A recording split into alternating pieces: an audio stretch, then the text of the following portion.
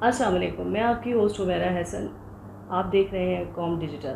اس وقت اسٹوڈیو میں ہمارے ساتھ ہیں میاں غفار صاحب. جی میاں صاحب، آپ ہی کے نیوز پیپر روزنامہ قوم میں ایک خبر آئی ہے کہ پی ٹی آئی کو کال عدم قرار دینے کے لیے دہشت گردی کے ثبوت الیکشن کمیشن کو پیش کر دیے گئے. کیا کہتے ہیں آپ اس کے بارے میں؟ ہاں، الیکشن کمشنر کو پیش کر دیے گئے ہیں، اور الیکشن کمشنر جو ہیں وہ وزیر اعلیٰ پنجاب، نگران وزیر اعلیٰ پنجاب سے بھی ملے ہیں.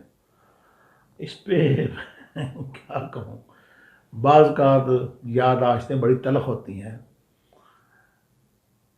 میں اس پہ بہت ساری چیزیں ہیں، کیا بتاؤں کہ یہ چیف الیکشن کمشنر انصاف نہیں کر سکیں گے. آپ کو شاید پتہ نہیں ہے کہ وزیر اعلیٰ جب وزیر اعظم تھے نواز شریف، ان کے انتہائی قریبی اور بااعتماد جو بیوروکریٹ تھے ان کا نام تھا سعید مہدی. وہ ان کے پرنسپل سیکرٹری بھی تھے، اور سعید مہدی پہ نواز شریف صاحب اندھا اعتماد کرتے تھے. سعید مہدی کے داماد ہیں یہ موجودہ جو چیف الیکشن کمیشن ہے نا، راجہ سکندر سلطان صاحب، یہ ان کے داماد ہیں. اب مجھ سے کہانی سن لیں.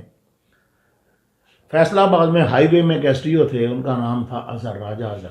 وہ چیف انجینئر ہائی وے ریٹائر ہوئے ہیں، اب ریٹائر ہو چکے ہیں. تو فیصلہ آباد میں ایک دوست آئے میرے پاس. وہ جب لاہور آتے تو میرے پاس ٹھہرتے تھے، وہ بھی سرکاری ملازم تھے.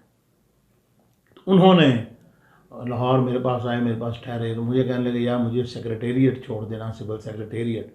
اور یہ 1,000 روپیہ انہوں نے مجھے دیا. مجھے یاد ہے آج بھی، الحمدللہ میری یاد آج اچھی ہے. 500 روپے کے 2 نوٹ تھے، انہوں نے مجھے دیے. تو انہوں نے مجھے 1,000 روپیہ دیا. تو کہنے لگے یار کنگ ایڈورڈ میڈیکل کالج چلے جانا، تو وہاں آپ نے یہ پیسے دینے ہیں فلاں ایک صاحب کو، ایک اسٹوڈنٹ ہے وہاں، ان کو. میں نے انہیں سیکریٹریٹ ڈراپ کیا گیٹ پہ، اور وہیں سے میں موٹر سائیکل پہ چلا گیا کنگ ایڈورڈ میڈیکل کالج کے ہاسٹل میں. تو وہاں میں پوچھتا میں ایک صاحب، ایک ینگ لڑکا، بڑا خوبصورت، بڑے ان کے گھنے بال اور تیکھا ناک، بڑا صاف رنگ، وہ زمین پہ چٹائی بچھا کے بیٹھے ہوئے تھے، اور ان کے ارد گرد کتابوں کا ڈھیر تھا. تو میں ان کے کمرے میں گیا، سلام کیا. تو میں نے کہا جی راجہ اظہر صاحب نے یہ 1,000 روپیہ بھیجا ہے، تو یہ میں آپ کو دینے کے لیے آیا ہوں. تو وہ بڑے مشکور ہوئے. تو انہوں نے کہا جی میرے پاس پیسے رات سے ختم تھے. تو میرے پاس بالکل پیسے ختم ہو گئے تھے، تو بیٹھے آپ کو چائے پلاؤں. 2 منٹوں سے گپ شپ ہوئی، میں ان کو پیسے دے کے نکلا. تو وہ سی ایس ایس کی تیاری کر رہے تھے.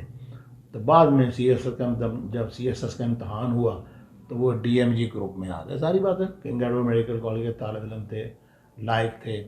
والد صاحب ان کے سرگودا میں حوالدار تھے، اور ان کا تعلق انتہائی لوئر مڈل کلاس سے تھا.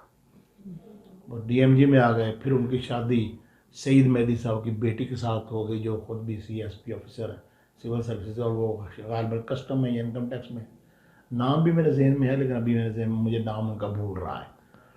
تو وہ آ گئے. اب صورتحال یہ ہے کہ ایک صوبے دار کا بیٹا اس وقت کتنا دولت مند ہے، جو کچھ میں جانتا ہوں میں بیان نہیں کر سکتا. کیونکہ میں شیخو پورہ کے اس ڈاکٹر کو بھی جانتا ہوں جو کینیڈا میں ان کی پراپرٹیز کے لیے کے اگینسٹ ٹیکس جمع کرواتا ہے. ان کی کیا پراپرٹیز ہیں، کیا ڈیٹیل ہیں، مجھے کچھ پتہ ہے کچھ چیزیں، لیکن میں بتانا نہیں چاہتا. ظاہری بات ہے، میں کیا بتاؤں.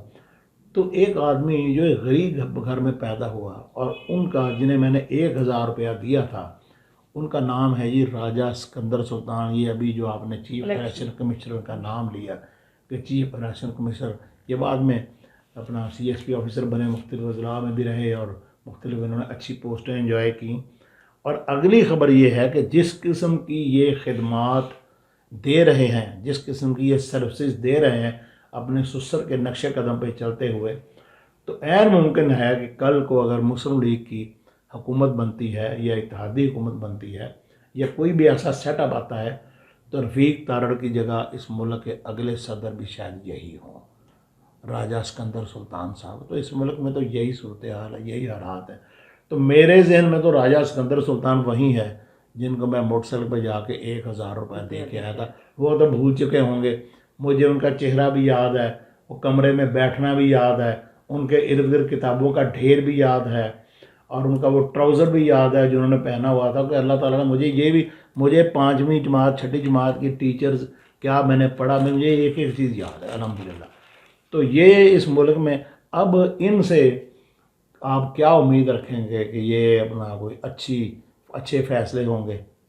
آپ فیصلوں کا اندازہ لگا لیں کہ میاں صاحب سے بڑا مجھے ایک سیاسی دوست کی بات یاد آتی ہے، اکثر میں وہ کہتا ہوتا ہوں، وہ کہتے ہیں اقتدار کے میاں صاحب جو ہے نا وہ کچھ اور ہیں، لیکن اپوزیشن کے میاں صاحب سے زیادہ خطرناک آدمی کوئی نہیں۔ اقتدار میں ان کی پوری توجہ پیسے کمانے پہ ہوتی ہے، اور اقتدار سے باہر ان کی پوری توجہ ڈیلیں کرنے میں ہوتی ہے، اور ان سے بڑا ڈیل ماسٹر پاکستان نے پیدا نہیں کیا۔ تو بس یہی کہانی ہے، میں اس سے زیادہ آپ کو کیا کہوں۔ ظاہری بات ہے ابھی بھی ہم بہت کمزور لوگ ہیں، اور یہ بہت طاقتور لوگ ہیں، یہ اگر کھانس بھی دیں تو ہمارے جیسے کئی جو ہیں وہ ان کا وجود ہی ختم ہو جائے۔ تو کیا یہاں بات کی جائے، کیا کہا جائے، کیا بولا جائے؟ میں نے آپ کو قصے تو سنا دیا کہ اس ملک میں غربت کا کیا عالم ہے، اور اس ملک میں ہو کیا رہا ہے، اور پاکستان کہاں پہنچ رہا ہے۔ اور وہی میں بات کرتا ہوں کہ جو اس ملک کی اشرافیہ ہے ان کے بچے باہر پڑھ رہے ہیں۔ میں نے ایک دوست سے پوچھا باہر کیوں ہے، یہ یہاں کیوں نہیں؟ کہتا جی جتنا ان کے پاس پیسہ ہے وہ پاکستان میں خرچہ نہیں جا سکتا۔ تو یہ حالات ہیں جی، تو یہی ہے۔ کل کو ہو سکتا ہے کہ ہم صدر مملکت بن کے یہ صاحب لوگوں سے حلف لے رہے ہوں، تو پھر وہ شیخ سعدی والی بات ہے کہ گندے لوہے سے اچھی تلوار نہیں بنتی، اور جس قسم کا بیج ڈالو گے اسی قسم کی فصل اگے گی۔ آج میاں صاحب آپ نے بہت ہی خوفناک قسم کی سٹوری سنا دی، اب مزید کچھ کہنے اور سننے کی گنجائش نہیں بچی۔ بس اللہ پاکستان پہ اپنا رحم کرے، اور اللہ پاکستان کی حفاظت فرمائے۔ آمین۔ اللہ تعالیٰ کسی غریب کی، کسی مظلوم کی، کسی بے بس کی اللہ دعا سن لے اور ہمارے حالات بدل۔ جی بالکل، آمین۔ اسی دعا کے ساتھ اجازت دیجیے، بہت شکریہ۔